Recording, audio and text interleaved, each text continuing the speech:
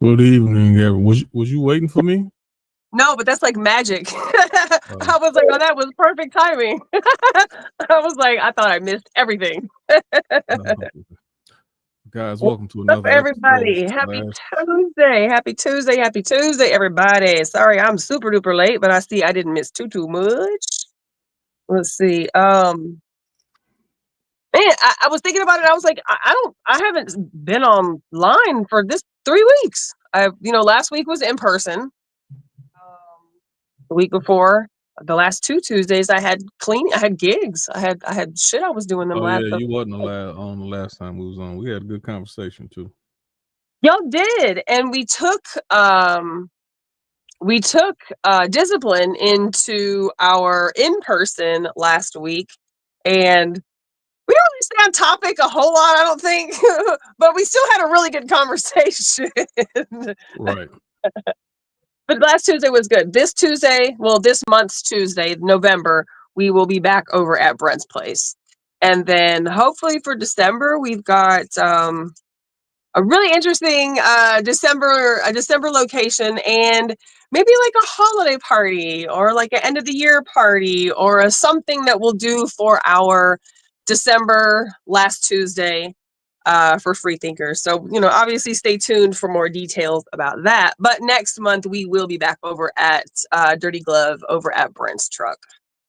And guys, if you live in the Austin area, definitely make sure you come out.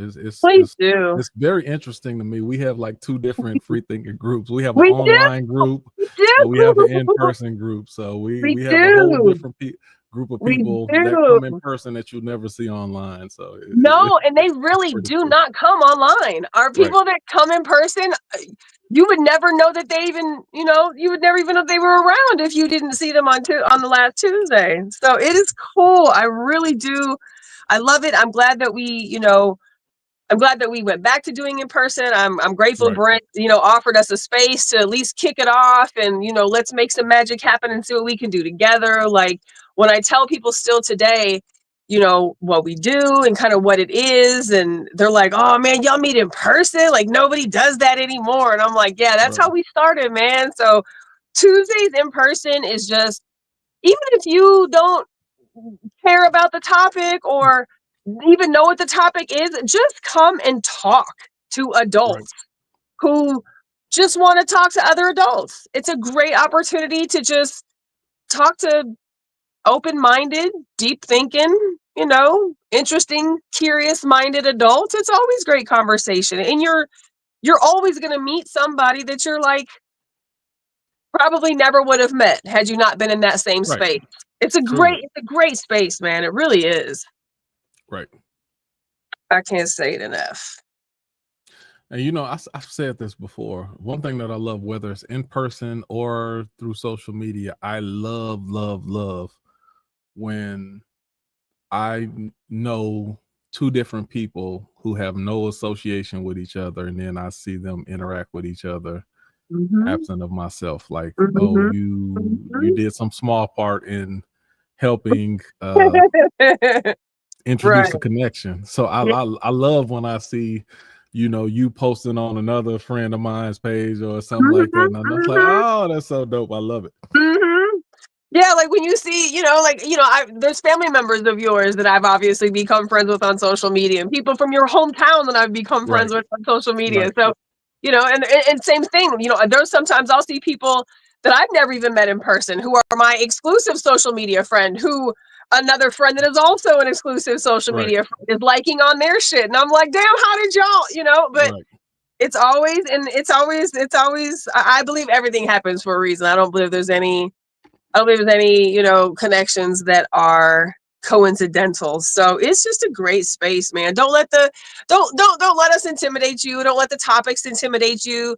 Don't let the space intimidate you. Don't let anything intimidate you.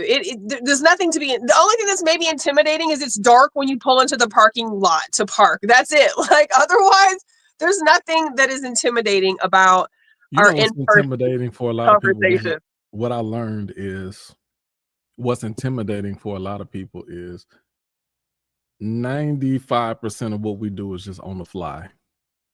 We don't sit there, we don't script or talk about what questions I'm going to ask and what questions you're going to ask. Like, right there in the moment, and we give a response in that moment about our, and that's a little foreign to people sometimes. Like, oh man, this, you just putting, I've heard people say, oh, you just gonna put me on the spot? Like, yeah, that's kind of the way we operate. So it's it's funny that a lot of people, if they haven't thought through their feelings and what they believe about a certain topic, then it's it's kind of fast paced for people when they just get asked questions right off the spot. Now you don't have to answer any questions. It's easy to say, you know what, I haven't fully thought about that, or I haven't truly examined my feelings on that. Come back to me on that. And a lot of people do that. So it's like, yeah, that's a good question. Come back to me on that. And it's no problem. But I've heard people say that they're intimidated because we have strong opinions in the moment. Like, you can ask us anything and it seems like we have a prepared response for it.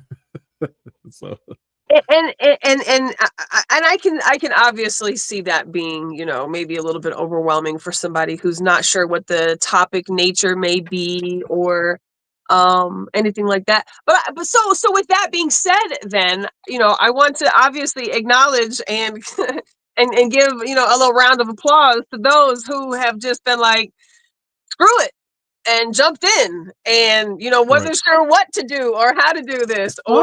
It's fun. I applaud those who just went ahead and jumped in a conversation freestyle or met us on a Tuesday night, random popped up at a place with a bunch of strangers that you were not sure how this was going to go.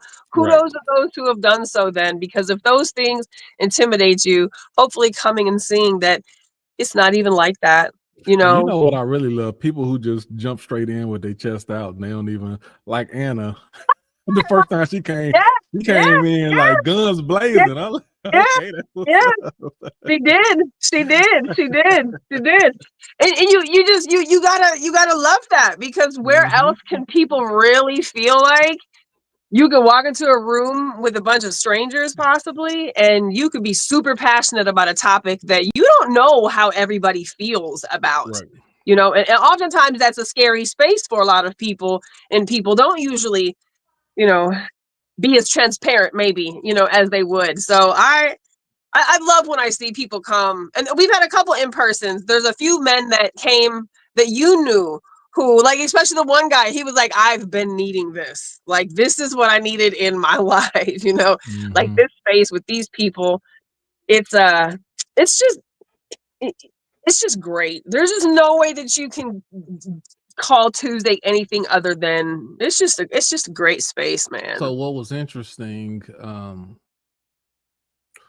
yesterday we had an impromptu conversation with Dr. Bright, and I saw that super last minute. Okay. Come on, it was talking about does the church need to evolve? And we, I was like, oh yeah, bring me on. I got plenty to say about that.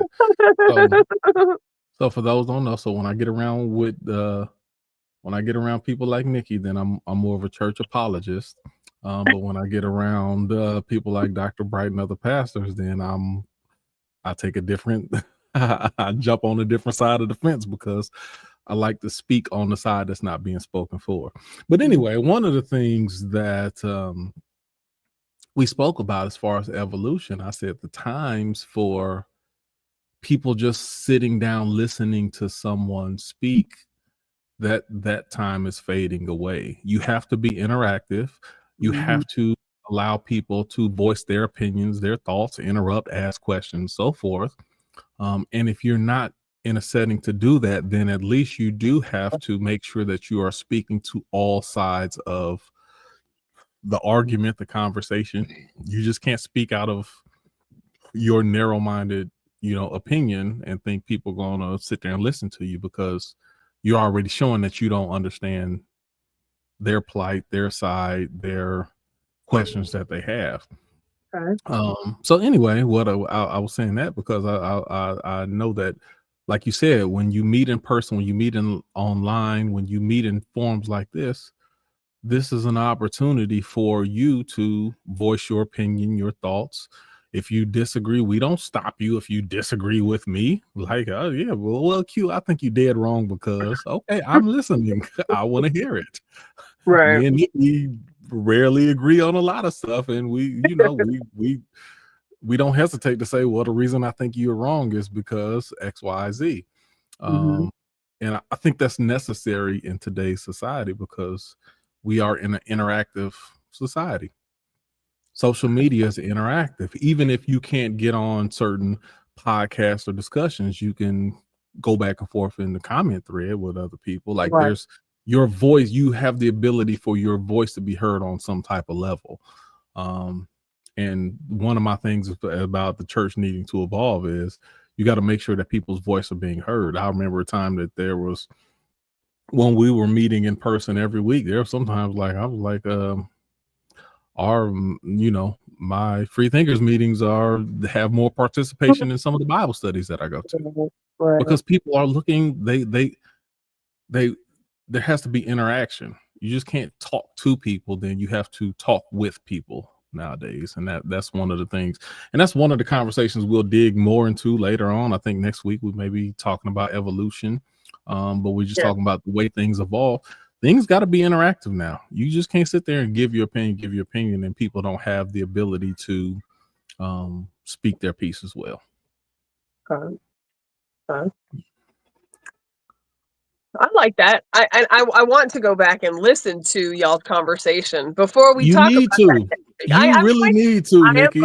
I'm going to. You get to, because for the things that I get accused of, if you go back and watch some of those conversations when I'm talking to a group of pastors, then I think you'll have a different I don't know. There'll be a different appreciation or different so when I go hard at y'all, then understand I'm going hard at them too. It's like, it's not, I speak for the unspoken. I don't know, I guess maybe that's the best way I could say it. And I think that that's necessary, and I'm going to say that I believe you because I've seen that take place over the course of the years that I've known you, right? Like, I do not believe that you are necessarily the same. I don't really want to say the same person, but your walk structure is different, right, today than maybe when I very first met you, say 10 years ago or so. You know what? It is different, but it's not that much different. I think the main thing is I support the whole individual being well-rounded. And if I feel like you're not well-rounded, if you don't see the full picture, then I want to show you the other side that you're not seeing. That's all.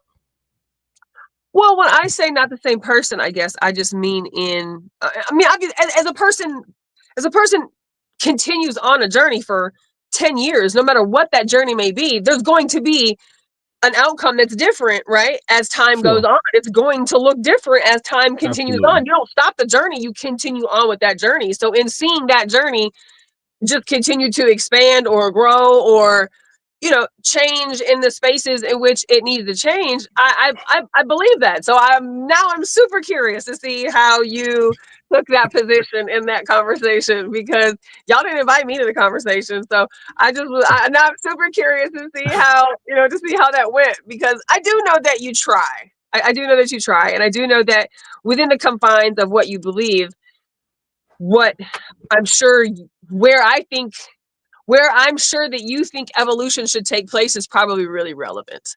And it's probably important to a lot of people who are also kind of in a space similar to you, who still want that connection, but maybe seek it a different way. And you know what? I don't have a problem with anybody's opinion. Right. But my question is, if you truly saw or understood the other side, would you still have that same opinion? And that's my curiosity. Like, I hear you saying this, but if you recognize or understood this aspect of it, would you still have the same opinion? And if so, then that's fine. But sometimes I question people, like, you have this mindset or this opinion, this stance, only because you really don't see the other side. If you saw the other side, then you may have a different opinion. You may not. But I like to introduce the other side. And now tell me that you still have the same opinion after you've seen or heard or understood or experienced the other side. Who do you introduce that to more often? Curious people. Someone like me or some people like you? Well, you know what? Could I ask that question to you as easily as you could ask that question to people like me? Like, does that question apply? So even though you and I are very different, I still think we're both similar from the standpoint that we have very strong opinions, but we do allow ourselves to be open to new information. True. So for people like us, then those are now understand, and this is what some people unfortunately run into. If you don't show yourself as being someone that's curious or open to learning, you might run into me and I ain't got nothing for you because you haven't showed yourself to be a curious person. And I run into some people who see me on podcasts and hear me talk and have these strong opinions, and they try to poke me a little bit to kind of get some of that conversation out of me. But if you don't show yourself as a person who's open to, like, truly open to learning and expanding, I have no interest in holding a conversation with you. I feel you on that. Yeah, I'm and definitely. There's certain people like you.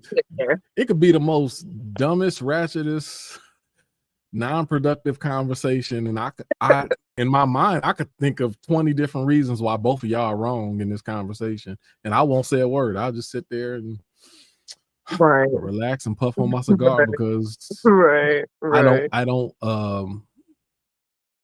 see any value in presenting new information to. I'm a very big proponent of, it's a biblical scripture that talks about not casting your pearl before swine. I ain't calling you a pig, I ain't calling you a swine, but I'm telling you, I don't present wisdom to people who show that they're not ready to receive it. Right. That's it. There comes a point in many of topics and many of discussions where those of us, I think, that do discuss anything with a passion have to learn how to hone that skill of when and where, because I'm way past the point of trying to educate anybody on something that I know you don't care about. We can debate a little bit, we'll talk a little bit, I maybe, but I'm generally not going to engage. I'm not going to get into that gear. I'm going to stay in a different gear. Because some people do just want to argue, or they just want to, argue to be heard. And I'm not interested in that. When you have a routine of debating, conversating, discussing with intelligent, open-minded people, talking to ignorant, closed-minded people, it just don't do it for me. It don't do it for me. There's nothing for me to, because I'm not one of those people who are going to try to prove you, aha, I got you, like I'm right, you're wrong. That's my goal, is not to show you that I'm right and that you're wrong. So I have no desire to speak to certain people. Right. Sorry. No, I absolutely agree. Absolutely agree. Wholeheartedly agree. And some people might think that that's rude. I mean, there's been times in our in-person Tuesdays where somebody's been like, "Oh, well, what about this?" I'm like, "I'm not fucking going there. I'm not going to do that. I'm just not. I don't have to." Like, because I know that you're not trying to listen. You're just trying to argue. Right. You're trying to And then flex. usually when somebody say, well, what about this? Then they're trying to deflect from something else. I'm like, you didn't answer. You didn't want to engage in the original conversation. So then they say, well, what about this? Like, okay, you're trying to, you jump in conversations because you don't want to sit where we are right now. That can be some of it too. Absolutely deflect and go somewhere totally else with the conversation. Yes. So maybe are we turning into bougie conversationalists?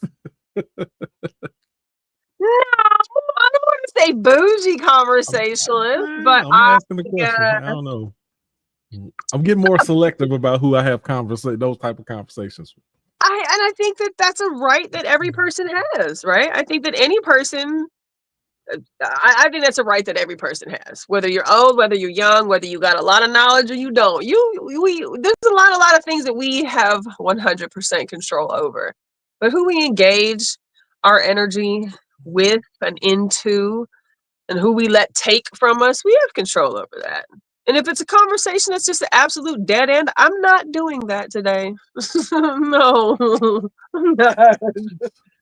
I don't get any fulfilled. So like, and no matter how strong of opinions I have, I'm never at this stage of my life, I'm never looking for an aha, I'm right, you're wrong. Right. That's just, it's not my focus, goal, agenda to try to prove you wrong and prove me right. Right.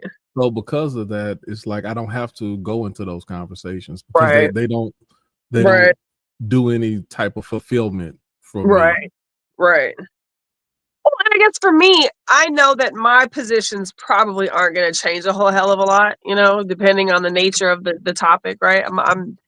So you're not going to be able to sway me a whole hell of a lot when it comes to stuff that, I claim that I would know about, right? So I'm like, just don't. I don't want to do. I don't want to. I don't want to. You can still be softened up. I don't know about you, but like there's times people can present more information to me.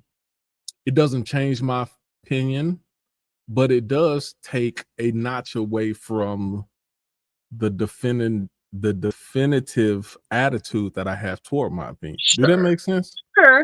So like, yeah, I still believe that, but yeah, instead of me believing at 100%, now I believe at 98%, because you did present an example to me where this can also be the case. I may not believe that to be the majority of the case, but there are exceptions to the rule. You show me exceptions to the rule, then you can, you don't necessarily sway my overall opinion, but you do give me more nuance in my thought process. Sure. And luckily, we don't have that experience too often. We don't, not too often.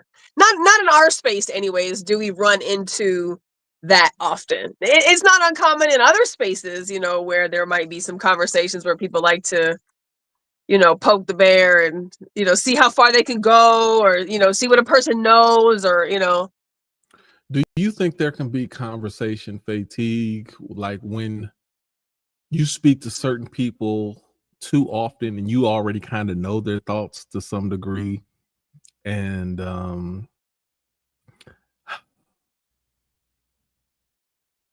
like since you already know what they're thinking and you already know how to counter that thought, or you like, yeah, I know what you think about. So and I think about that because I don't know, sometimes I don't want to get too what's the word, I'm too it's not comfortable, but too familiar. Well, I feel like sometimes I get familiar with people and I try not to.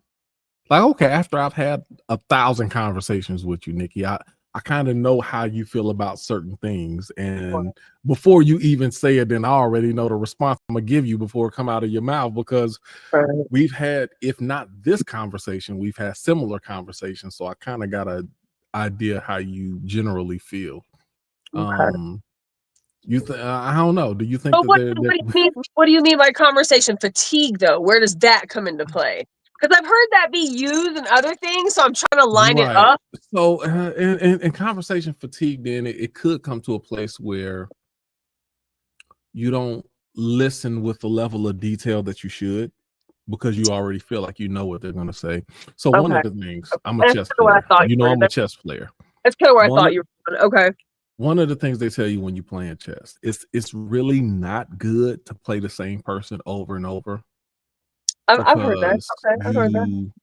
it kind of stunts your own growth, because after about 6, 7, 8 games, you kind of know their moves. Mhm. You know what they're gonna do. You know how they're gonna open. You know which pieces Mhm. they value more than others. And what it does, you start playing the person more than you actually play the board. And Mhm. it helps you beat that person, but it doesn't make you a better player. Okay. So in the same type of instance, Is not being challenged the same way.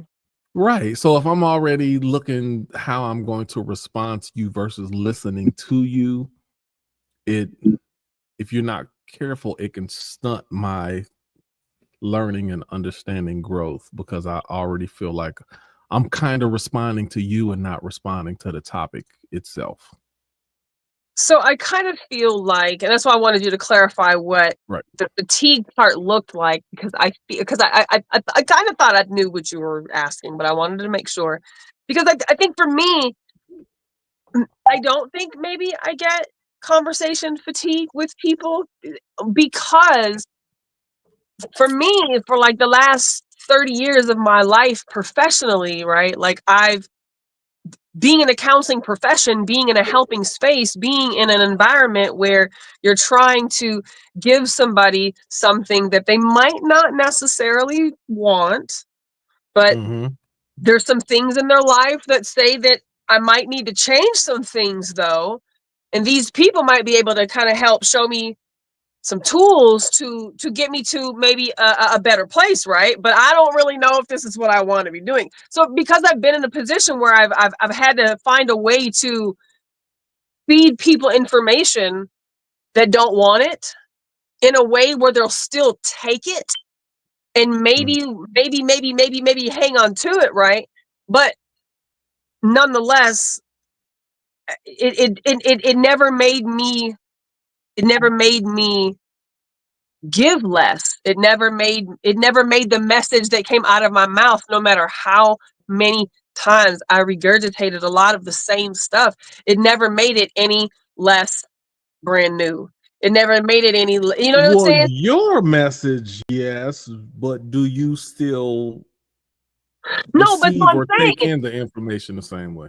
well, but I'm saying, for me to be able to continue giving that same information, right? Giving that same conversation, giving that same dialogue to people that don't necessarily want it, right? It's like the same thing as having a conversation with somebody who may have a totally different belief system, or, whatever. And y'all may be trying to come to some commonalities, or, am I fatigued in this conversation? Do I continue this conversation? Is this an endless is this a pointless conversation?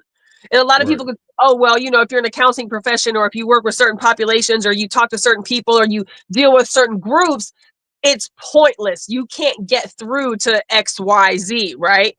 And so that would generally cause fatigue, because how many times can I try this and it feel like it's not, feel like it's, and feel like it's a useless attempt, right?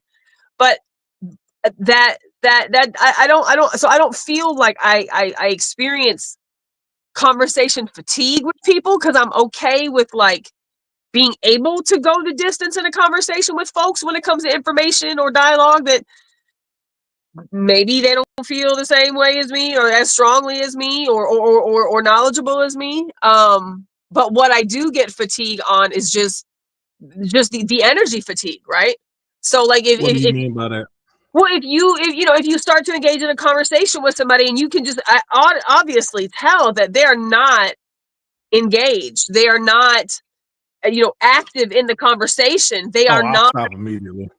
I'll stop Yeah, immediately. like that's where my fatigue comes in. I'll talk till I'm blue in the fucking face, but if I feel like you've disengaged, or you are not giving the same immediacy in return, yeah, I'm done with that conversation. That's where my conversation fatigue comes in. But being able to maybe repeat the same thing over and over and over, that doesn't ever get tired to me. I, I, Yeah, I'm, no, I'm able to do. the only time I get tired of it if I had to repeat immediately. after something I just said. Like, we talking and then realize, oh, we didn't record. We didn't push record, and then go back like, what was you saying? Or if we having a conversation and your phone cut out like 30 seconds Right. in and I'm Right. talking to nobody, and then I hear the phone ringing and I'm like, oh yeah, I missed what were you saying now? Nothing. Never mind. But outside of that, no, I don't mind, Right. repeating myself. Right. And Right. one thing that I actually like as well, I like when people tell me stuff that I literally don't remember. Like, oh yeah, Q, you told me such and such, such and such. And I was like, I don't remember that at all. Wow. But that Yeah. sounds exactly like something I would say. What? Like, I know, like I believe you because it actually sounds like exactly like that. That is my mindset. That's exactly something that I would say. No, And I like it because it shows that I'm it shows me to myself that I'm consistent in my thoughts. right. So I don't even have to remember having this conversation, but you repeating this conversation back to me like, oh yeah, that definitely sounds like me. Right. To know we had it. Right. Right. Right.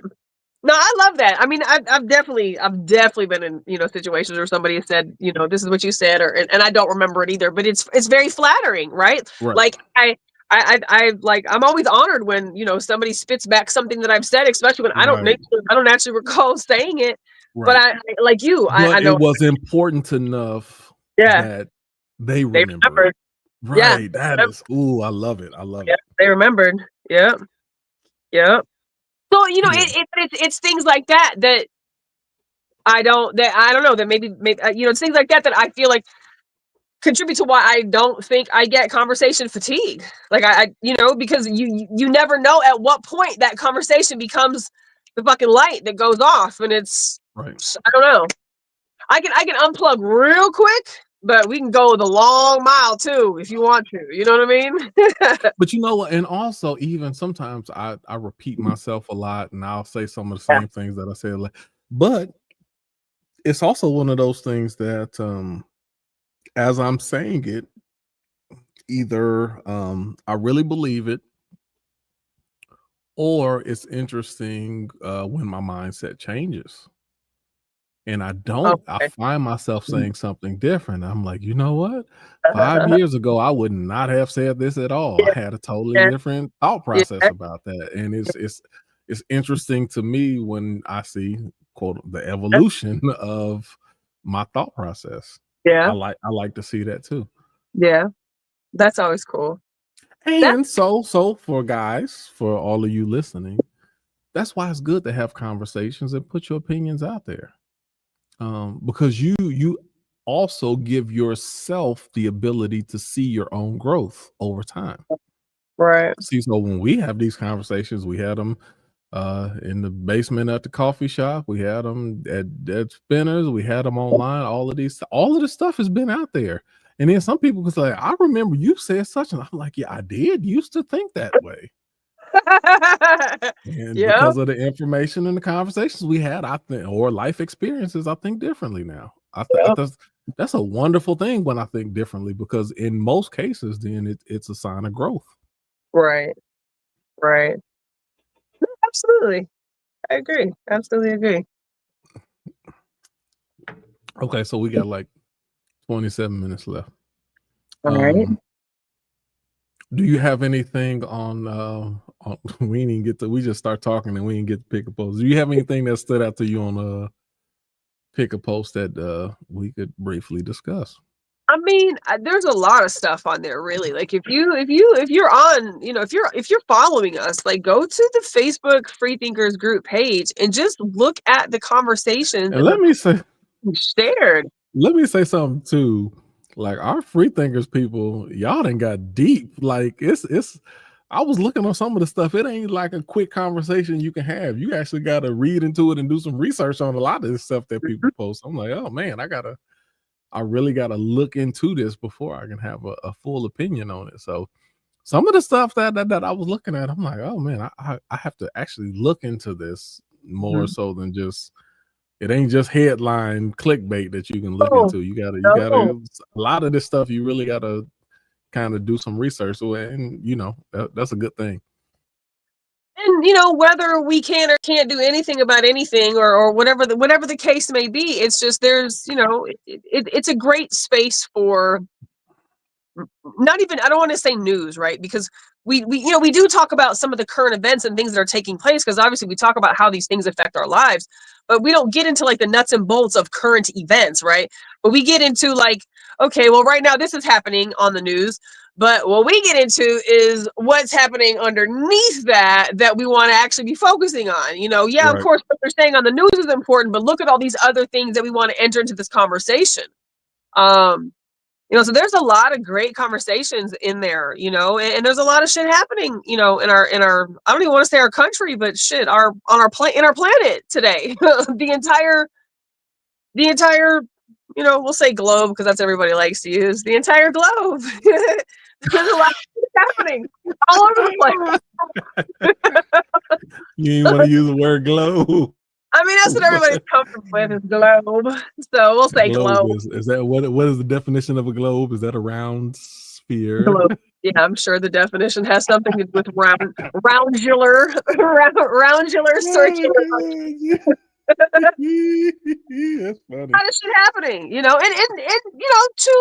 a lot of people's defense, some people are like, I don't care because there's nothing I can do about it, right? But also, I think too, what I'm noticing is a lot of people realizing that the feeling that I can't do anything about it might still be great, but this shit's happening very fast.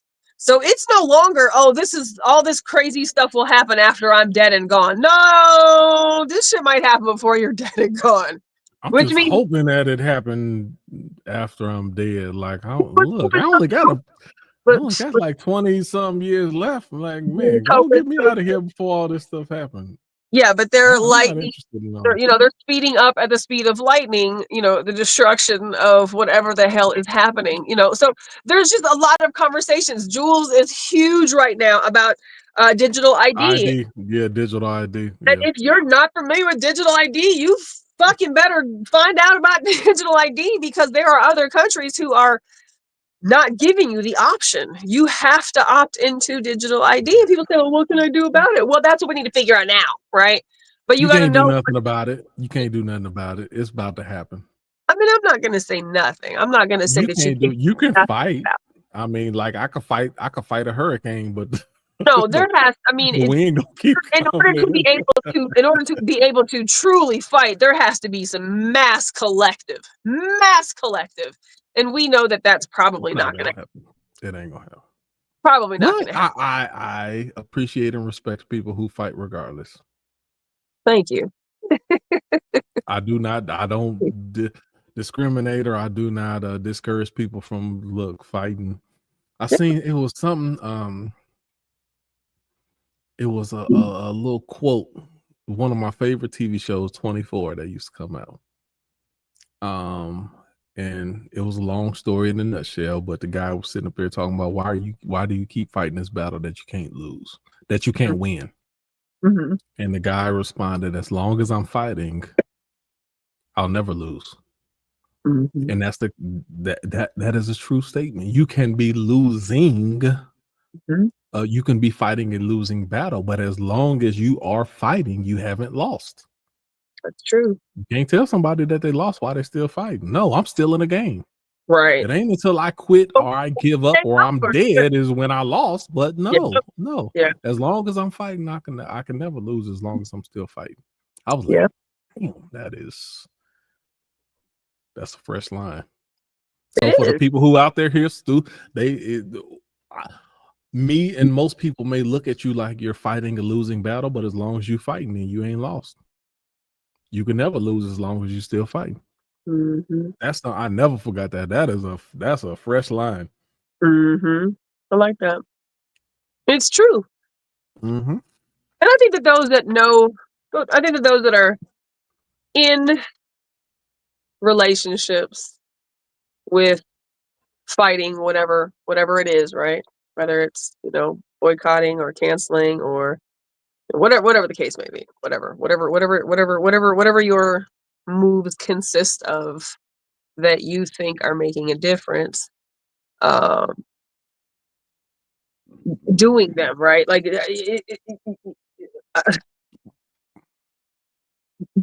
just continuing to do them, knowing that you know that they may be futile. I feel like that's everything, right? That's everything. I mean, it's the example of practicing what you preach, walking what you talk, um, the principle supersedes the it, outcome. it has to be. It has to be. For me, it's always my children are watching, right? So do I think that my efforts are going to make a difference for the entire fucking populace? Probably not. Probably not. Will my efforts make a difference for my children and the entire populace? Probably not. Probably not. That's one that Tupac said that in one of his interviews.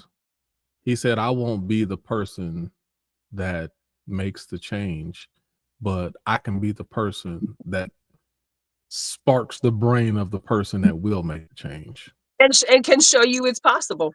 Mm-hmm. Can show you it's possible. So when everybody says, oh, I don't, oh, well, people don't do this and people that and people don't this and people don't that.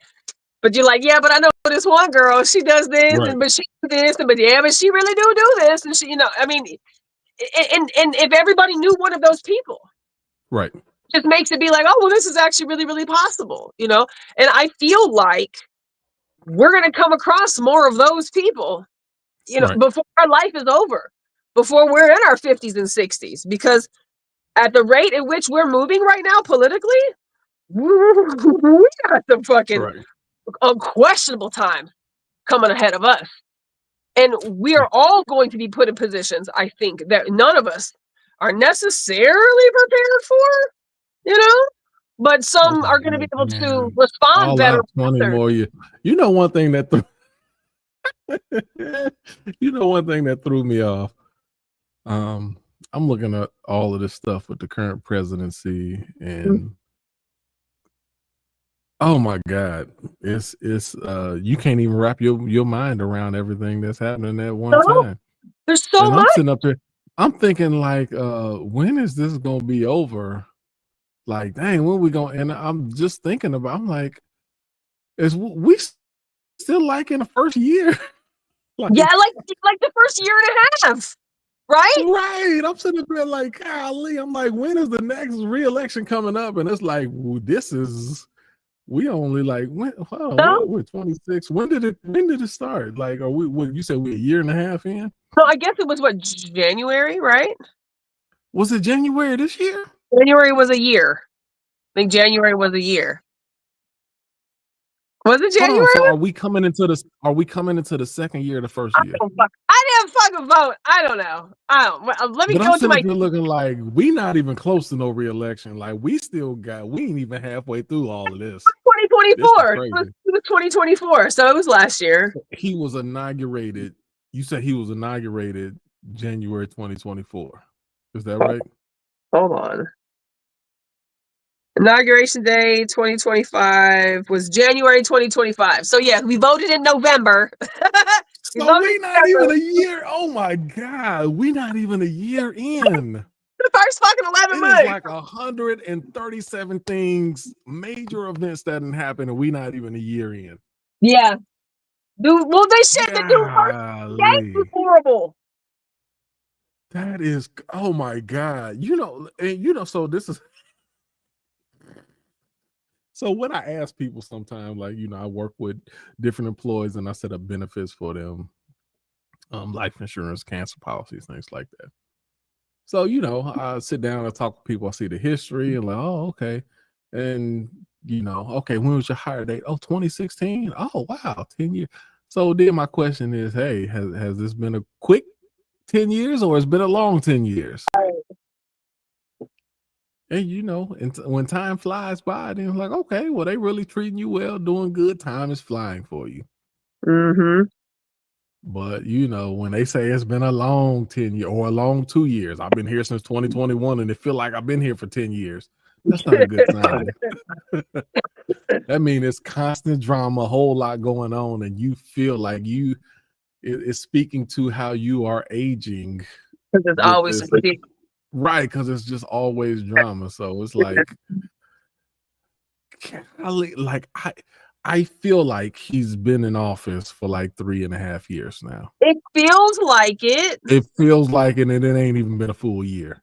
No, but that's just crazy. it's all run in together since the first go round, right? That's The first go crazy. round carried into Biden's last shit show, and then he came back, and and they're even having conversations, of course, of him getting a third term. So did you Oh, he see? working on it. He And working on it. you probably didn't see this though, but Dan Rather, and I don't subscribe to mainstream Oh, news, but damn. I fucking He's love still Dan Rather. alive. I didn't know he was still He's alive. still alive. He's been around since before we were born, right? So he's been telling the news forever.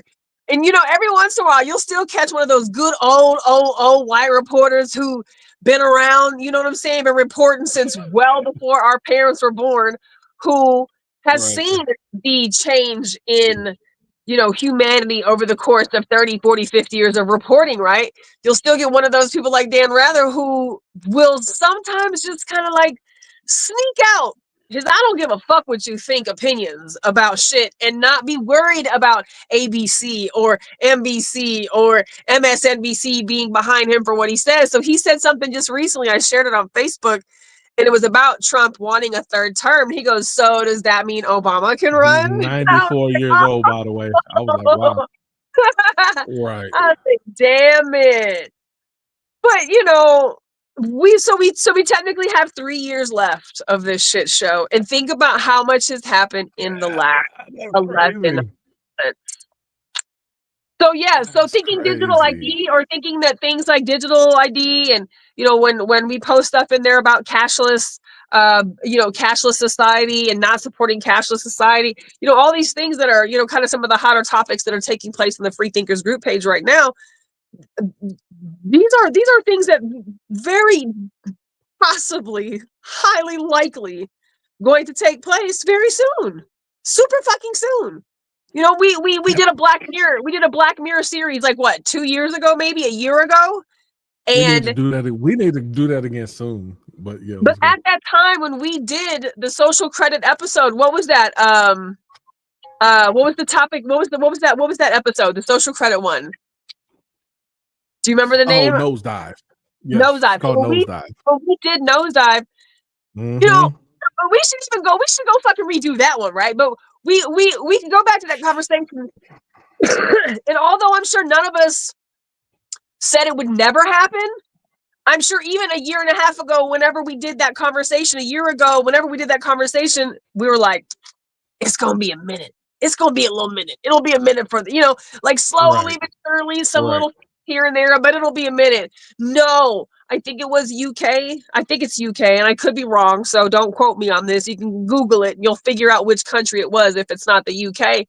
But they are absolutely mandating digital ID. I want to say China, and I could be wrong about that too, so don't quote me on that. You can Google this shit too. But I want to say it was China, Vietnam, one of them, somewhere over there. They canceled like 80 million bank accounts of bank account holders who would not buy into Wow. the ID system. They That's crazy. canceled their fucking bank accounts. Like, well, if you're not going to do digital ID, then you can't bank here, basically. Shut your bank account down. That's crazy. So, And the part that kills me, okay, well that's China. China. But in places where we stick our chest out about democracy and the right to speak, like it kills me how places like America and even England and like we are consistently giving our rights away. oh man. And I thought we were the people. See, that's where I depend on white people.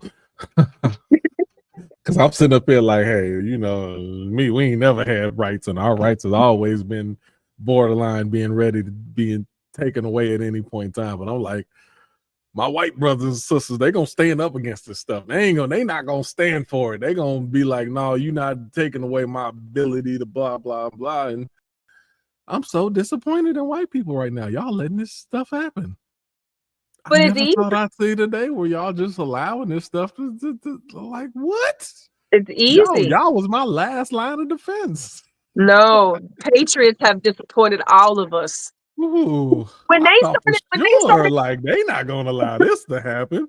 when they started tearing down the White House, I don't even too much care about the White House, to be completely honest, right? But when they started tearing the White House down, I was like, can you do that? Like, I don't think you can just go in there and start tearing that bitch down. It's one thing to change the paint on the walls, Right. the carpet, the flooring. And surely there's going to be an uproar from our white brothers and sisters Surely the who Patriots of stand on the America. patriots, freedom of speech, and they stand on their rights. I knew it was going to be an uproar about it, and it wasn't. And I'm like, damn, really?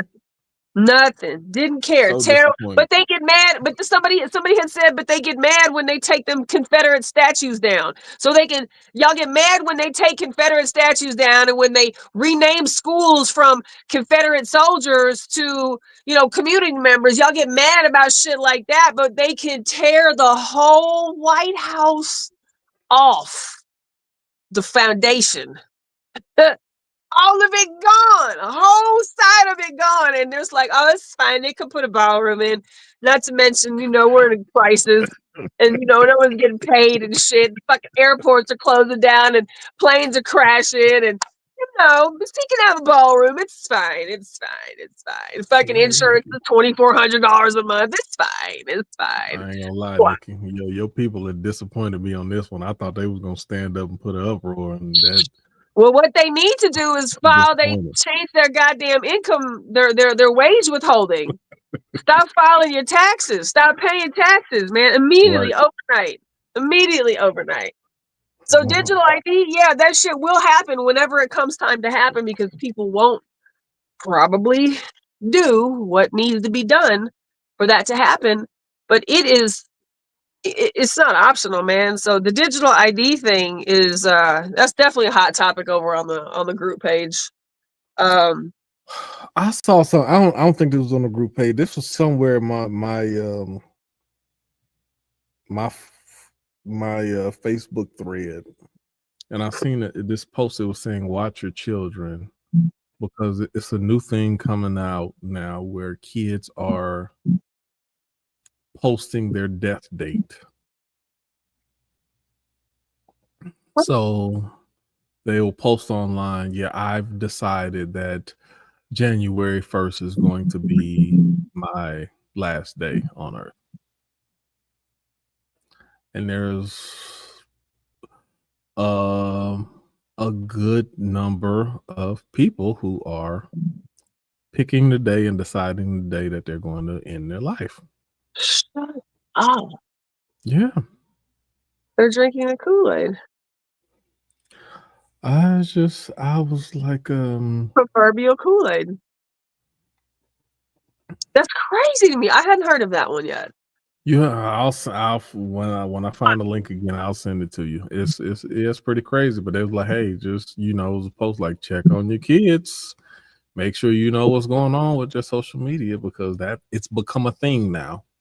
I feel like if I went and grabbed both of my children, because my daughter, she's a grown ass adult, it don't count, but I feel if I went grab my sons and asked them about this shit, they would, have a very comical response for me. Like, who does this? Like, right.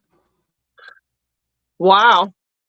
But that's how much social media has become a part of people's reality.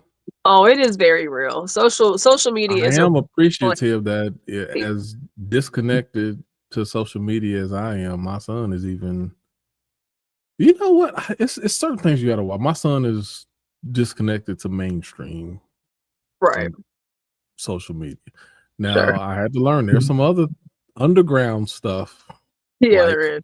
Look into Discord, pay attention to people's Reddit accounts and stuff like that, to where there's a different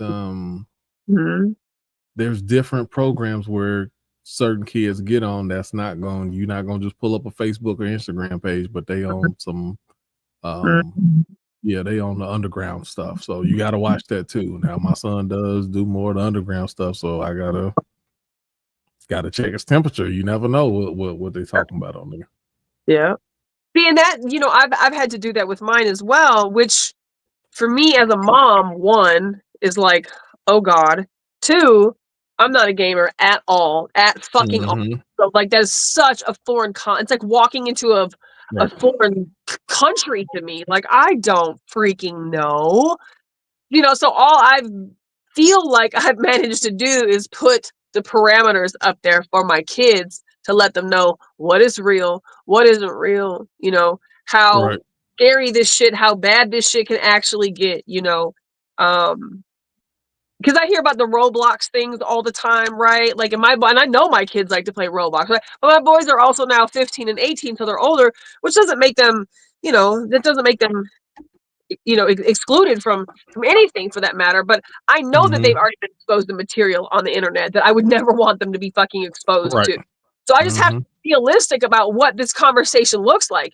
And it looks like y'all better not fuck with nobody on this computer. You know what I mean? Like, you know, and so I Right. realize that they've had friends with But how people can you enforce that when you are more having electronically social illiterate than friends. they are? You know, Right. so those are the same kind of conversations that we have, putting things into play. You know, I'll bust in Right. on them in a minute when they're playing a game and they're on their fucking microphone, and you know what I'm saying? Like, I'll bust in their rooms in a hot second and be like, "Say what's up," you know. But it's just, it's not because I don't trust them. It's just you know, and I'm not on top of them 24/7, but I am Right. here. I am paying attention. I do know what's going on in here, and I will shut this whole system down.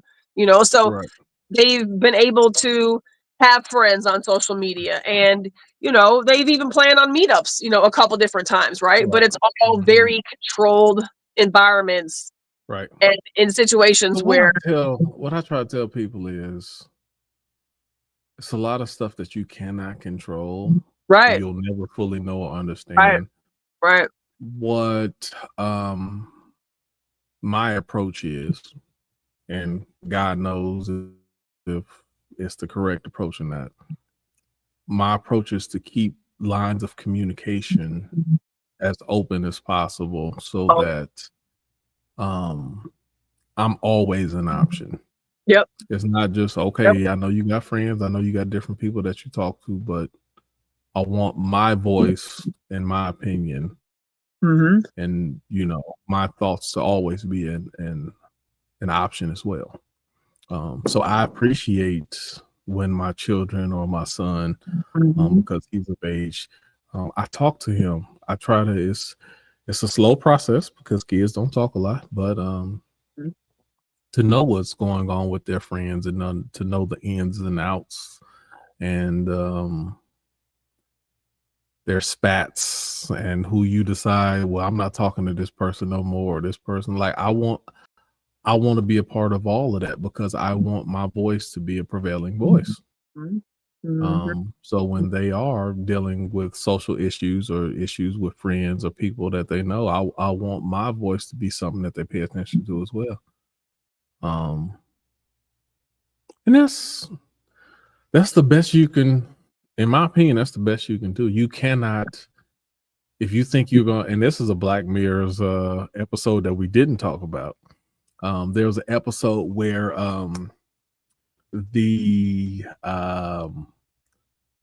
the parent, the mom, had some type of chip in the child's eyes. So the mom could see everything that the child was doing. She could see who the child was speaking to. She could see how they interacted at school. So she Mm-hmm. always had this opinion like, oh, you shouldn't do this, don't do this. And it's like, Mm-hmm. mom, get out of my head. Like literally get out of my head. Like you stop, So she started trying to do different things to make sure that like also all she did was just figure out ways to manipulate the system so her mom couldn't basically spy on her now. And that's not what you want. You don't want to be in a position where Right, right. your kids are just trying to figure out ways that they can disconnect from you. Yeah, no, God, no, absolutely not. Right. No, absolutely not. I forgot the name of that episode. We need to pull up that's a good episode to have a conversation We've about seen too. every episode with the exception of all of the last season, but I don't know which one that was. Was it in the last season or no? No, it was Wow, I have probably to go I'm back and thinking rewatch. it was probably the second or third season. It was probably second or I've third watched season. every episode, but I'm drawing a total blank on that one. Yeah, no. So yeah, I once I find out which one it is, I'll let you know. But that it was, yeah, And I think that for me as a parent, that's especially a single parent, right? Which for me, I already know that there's going to be a lot of this that I'm not going to do right because I'm doing it by myself. right, A proper, well-rounded parenting experience requires a mom and a dad. It just does, right?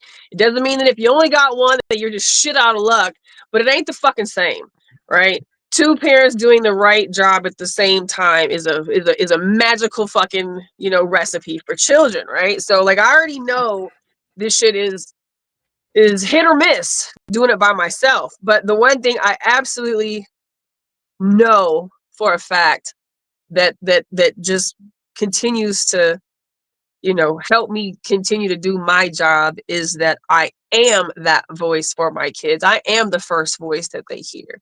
They right, do they do hold my they do hold the standards that I hold to a very high regard. They do, and I feel like that's because they saw me do that with my dad, right? Like I right, till this day, even though my dad's been gone 6 years, I still live my life like my dad's fucking watching over my shoulder and gonna tell me, right, Nick, Nick, we don't do this. Nick, this how we do this. Nick, like I still want to make him proud of me. I still want right. to use what he gave me and apply that because I believed what he said was the truth. And my Mhm. kids do the same thing with me. So even though I know I don't know all the things that maybe I could know about some of the stuff that they're doing on the computer or with their internet friends or their social spaces, I do know that they always come to me. I do know that. And that Right, is that just makes me, it's like a safety net in a really scary job, you know, because oftentimes I feel like I'm fucking this thing up left and right? But to know that your kids, yes. what you said, and to know We that they are. come to you, for approval, and they come to you for dialogue, man, that says everything to me. That's like, okay, I did good. I'm doing all right. Like I'm doing all right. I've seen the I think alternative. The that's a alternative. sign of that's one of the signs of a good parent. Like, am I doing this right? Like the constant question, like if you're doing this right, because you really don't, you'll never fully know until they become a full adult and they becomes like, I don't, I'm trying to figure this out too. And I told my Right. son this, like, hey, my only goal is just to make you better. I'm trying to Yep. be better man than my father was, and I'm trying to Yep. make you better than me. Yep. So some of the things he didn't teach me, some of the things he didn't talk to me about, especially in those days, they weren't as open Right.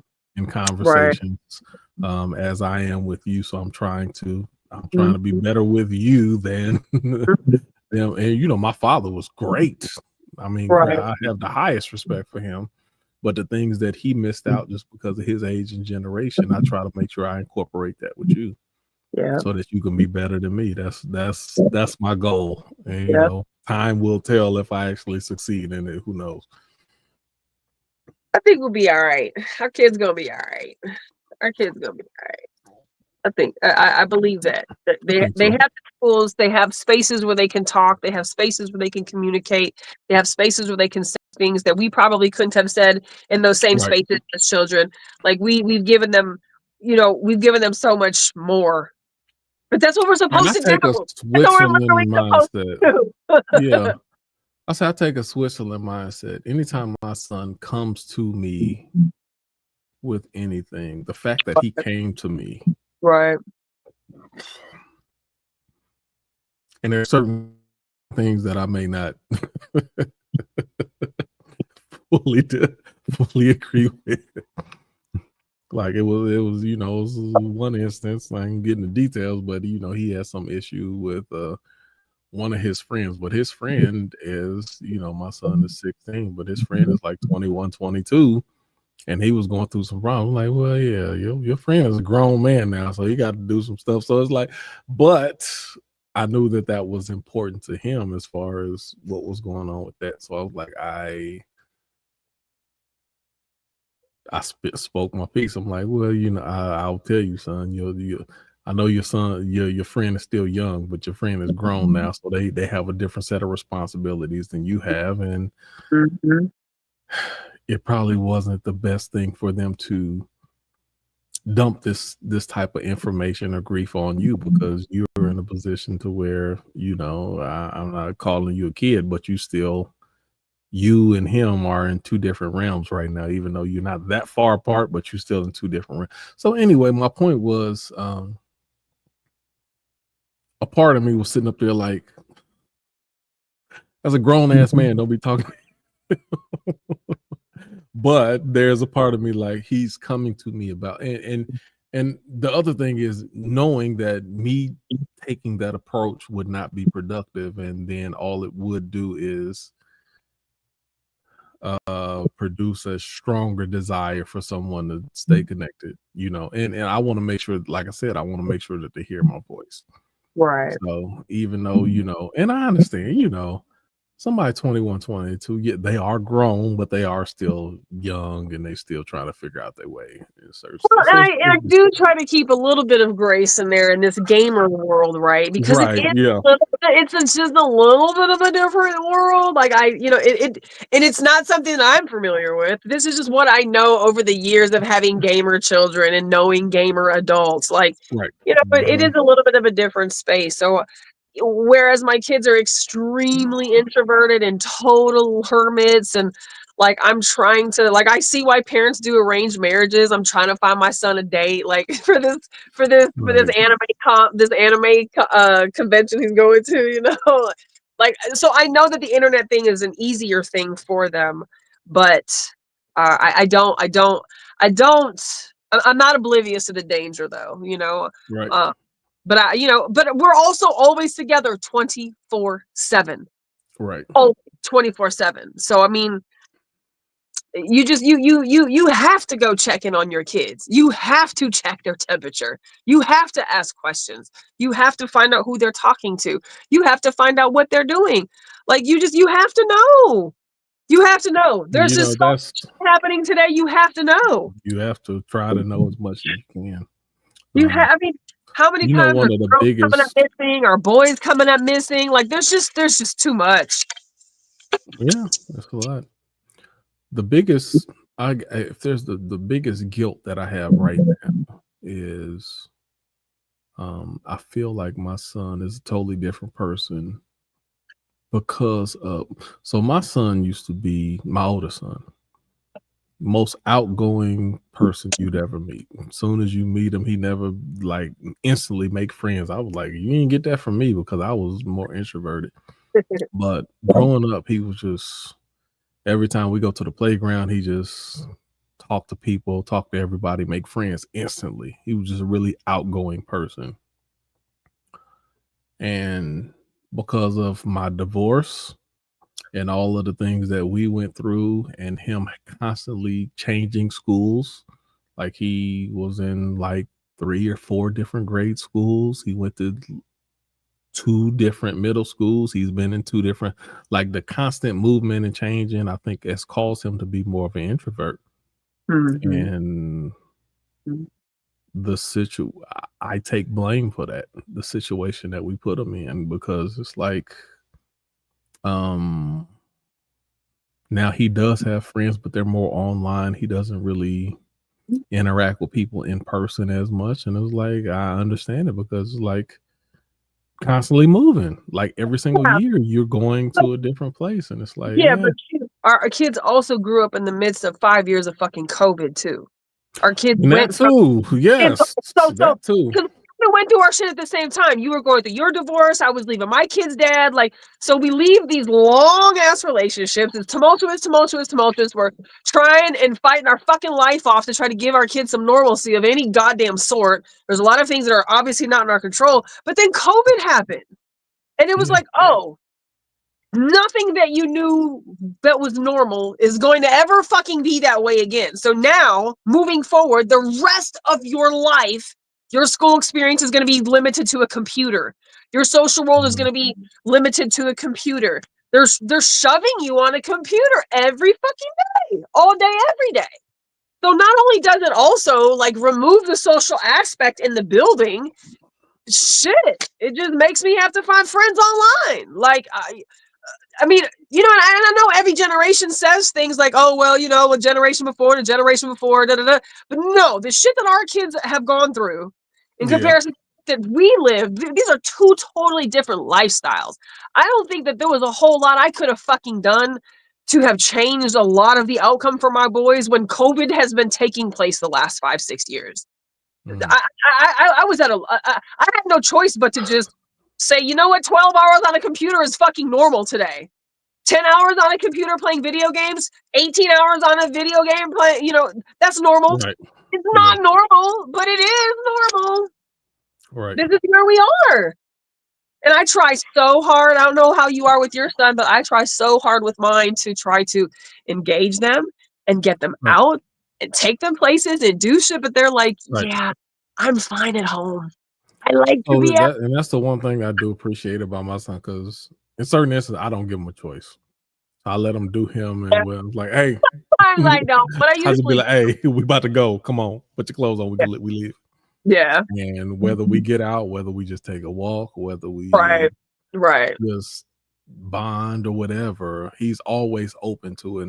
And golly, I hate it even because it shows me that he still has that personality inside of him. It's just not exercise anyway.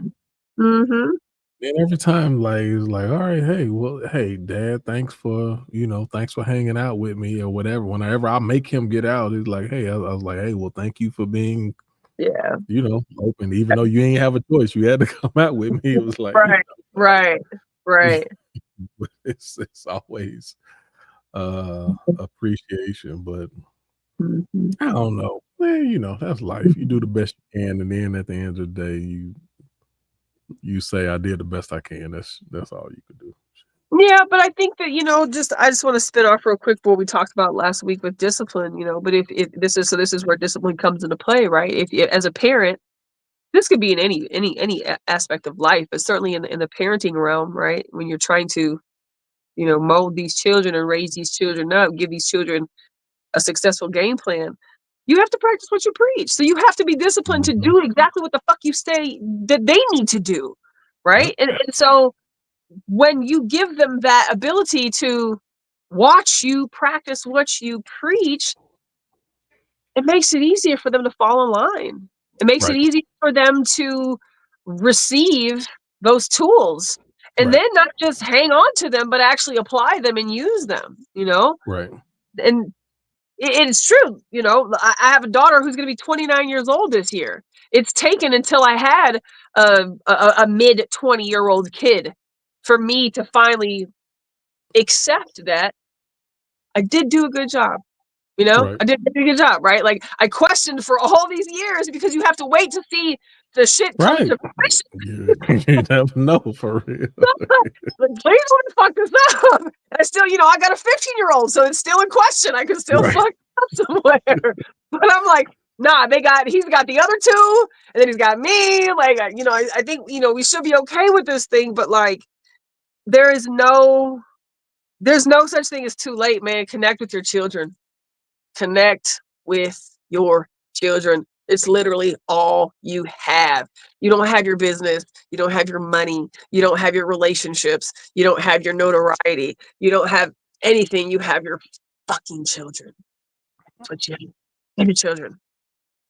Connect with them on in any space, on any level, however you can. And that's one of the things I say. Even I was having this conversation, just relationship wise, whether it's romantic relationship with your children, whatever it is. And that's one of the things. You don't have to be interested specifically in what they're doing. Right. Like, I play games, but the type of games my son play, that's not the type of games I play, but I'm interested in what he's interested in. So it don't have to be, when he say, hey, Dad, you want to come do this? Yeah. Yeah. Anything he invites me to, I'm like, okay, yeah, let's do it. Come. Show me what you learned on the guitar. Show me this other game. I'll play this game with you, even though I suck at it and I'm not as interested in it, but I'm interested in being a part of your life. Yeah. I'm interested in the things that you're interested in, so I'll do that. So one of the things I tell people, even in relationships, so what you don't like going to the movies, or so what you don't want to go ice skate or do what, if you're interested in connecting with the person Right. that you're with, then just do the shit. Like, who cares? Right. Right. My Right. interest ain't got to be in that specific thing, but my interest is to connect with you. Connect. Just do it. Yep. Yep. If that's your real interest, so that that's one of the things I tell people is I don't have to like or love or be interested in everything that my partner or my children are doing, but I'm interested in being a part of their lives. Yeah. And if this is something that's important to them, then it becomes important to me. Yeah. Agree. Yeah, sometimes I try to engage in conversation with their gaming shit, and I'm like, y'all know this is so dumb. Y'all know I don't know nothing. But for them, it's even cute that I'm trying, right? Right. I'm like, nah, that's y'all shit. That's y'all shit. But by me engaging in his gaming stuff, it also allowed him to have conversation with me about his gaming friends. Sure. And how they interact and what the different dynamics and fallouts and all of, like, he's giving me the day-to-day stuff. Because I chose to engage in what he's interested in. And sometimes people wonder, well, you don't ever open up, you don't ever tell me nothing, and you don't ever. Well, you got to show that you're interested in what they're interested in. Right. And those things will open up, and you do have the possibility of having a conversation about for sure their day-to-day interactions and activities. So now I can talk to them, talk to him and be like, hey, how's it going with your friend? I know you told me that such and such, I had this issue. How's that going? Did that go over well with the rest of the friends? Are y'all still in the group? What happened when you just game and you're not chilling with them, but y'all game? So now we can have a whole conversation about his life. Because I've taken interest in something that may not be my cup of tea, but he's my cup of tea. Yeah. That's how I feel about mine. Those are not my friends. Those are your friends. So if those are people that you care about, then of course let's talk about them. Right. And each of my boys they each have like one main like homie that they've been gaming with online for years, like probably since probably pre-COVID days. COVID just solidified, the amount of time that they were going to be on the computer to game with friends. It wasn't just after school and weekends anymore. Now it's all day long. Right. And so many of those people never went back to traditional school or, whatever. And so it's been kind of interesting over the last 5, 6, 7, 8 years of my boys being, gamer computer heads. Just each of them having their one particular friend each, where like, I know about the kids' family life and, the kids' parents getting divorced and having to move, like, so it's real life shit. I feel like I try to use some of my personal examples as the example for them too. There's many people that I know that I've only known through social media and through an internet. That doesn't make our relationship any less any less real, Well, I don't just assume that, because you're a kid, this shit isn't real. No, this shit's very fucking real. The relationship that you have with somebody. But in trying to obviously foster and hope that it gets moved into a direction where it's not a dangerous relationship or it's not a bad relationship. Like, hell, for both of my boys, it's now been, like I said, 5, 6, 7 years with some of the friends that they have. And I'm like, that's their real friends. And they're fine with that. They're just totally fine with that. So I have to make peace with that too. And like you, get into conversations that are not necessarily conversations I care to get into, but I want you to know I'm listening and I'm here and shit. There's sometimes my son will ask me for advice for his friends, Right. Yes. I'm like, I love Correct. it, right? Like, I'm honored to be able to be thought of like that. Absolutely. Yes. You know what I do? What I really love, and that's what. So that's one of the things that my sister has said to me or reminded, because she talk about, like, you have some really good kids. I'm like, I don't know where they came from, because I can't. I just think about the type of kid that I was at that age, and I'm like, I wasn't that good at You all. I was terrible. know, I wasn't terrible, but I did get my mama. I had major emotional and anger issues, so I wasn't the most friendliest or inviting person to deal with. And like, even what we talked about on the show a couple weeks ago, I was probably undiagnosed bipolar. I was a difficult person to deal with. really? Oh, Okay. you have no idea. Wow. Okay. So Okay. every time I see my kids, I'm beyond thankful So that they're not delightful. like me. I'm like, oh my God, my son is nothing like me. I don't know what I did to deserve um this. Such a lovely child. And even to the point,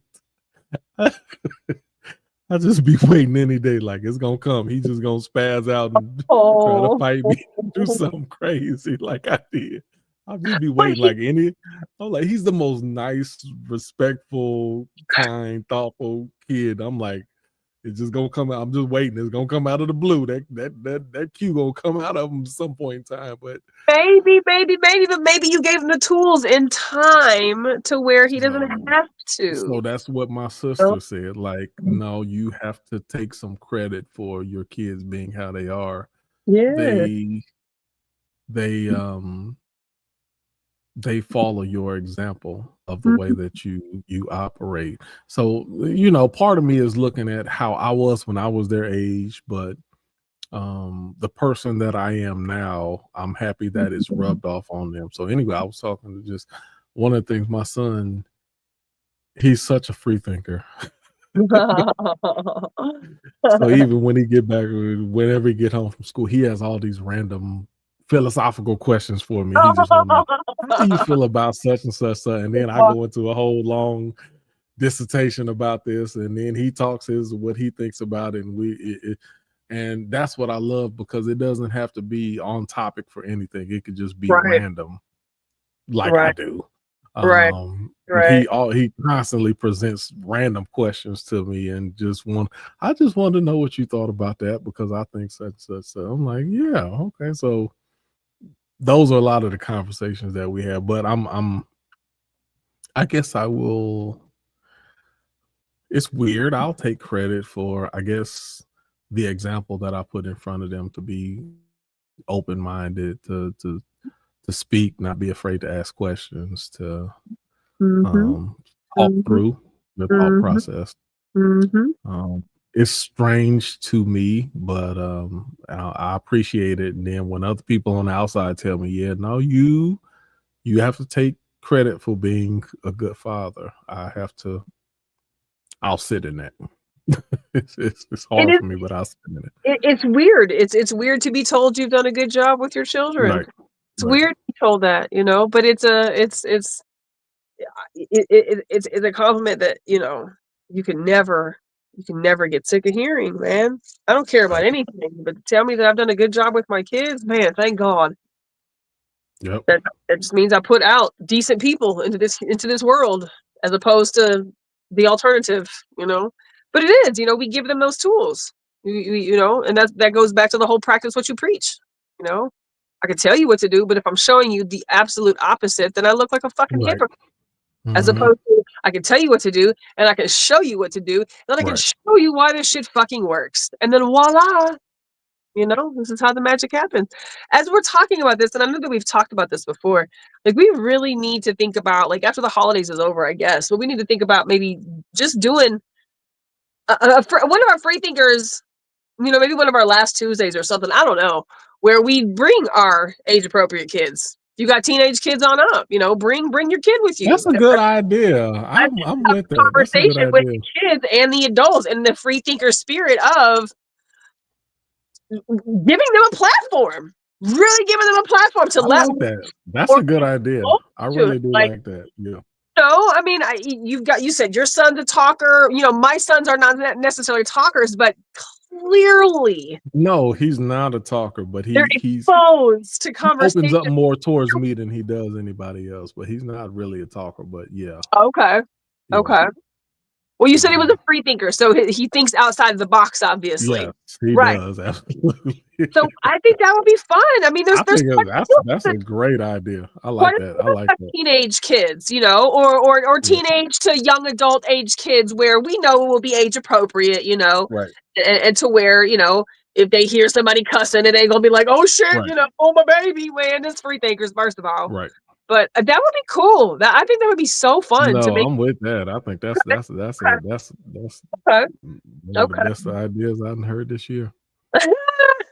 I love it. I do. So, We'll figure it out how we're gonna do it next go round. You know, I don't know. I think that'd be cool. I would love to see our kids, you know, in the space right. with themselves, Right. you know, at themselves, you know, having these conversations, you know. That's crazy. No, that's great. Yeah, we definitely need to make that happen by the end of this year. I think Free thinker junior. awesome. Yeah. Free thinker junior. That's what we do. All right. Free thinker junior. All right, we started later. We still almost at 1:30. You got any last words before we get out of here? No, I don't think so. This year's going by fast, man. Just be part of the solution, not part of the problem. Shit, that's all I got. And next Tuesday, Denise will be back. She's celebrating her 8 years in New York City tonight. So she, It seemed longer than 8 years. I think it had. I didn't feel think like she's been there for like 15 years. I didn't think so. But my concept of time is obviously also very bad. So my time is I just when I think COVID just messed up everybody's time for some reason too. It did. When I think of COVID being 6 years, when I think of my dad being gone for 6 years, I'm like, there's no way possible. Right. So when she said 8 years, I was like, no. But yes, because that's how long we've been doing this. Was 8 years. Oh man. So, okay. Yeah. Dang, so she'll be back next week, and we've got a great conversation coming up for next week. We'll post some stuff, you know. Obviously, you know, follow for next Tuesday's conversation. But evolution, you know, and evolution in a lot of different spaces, like not just human evolution, but like things that need to evolve, systems that need to evolve, just thoughts that need to evolve, just whatever, things that need to evolve. So that'll be an awesome conversation next week. Y'all definitely tune in with us next week for evolution. Yeah, share, like, share. Any last words for you? I ain't got no last words. Oh, no. Good conversation. Well, I don't know. We ain't even picked one post, but it was good conversation. No, not really. That's how we do. Right. Y'all, thanks for joining us. Share the page, and we'll see y'all next Tuesday.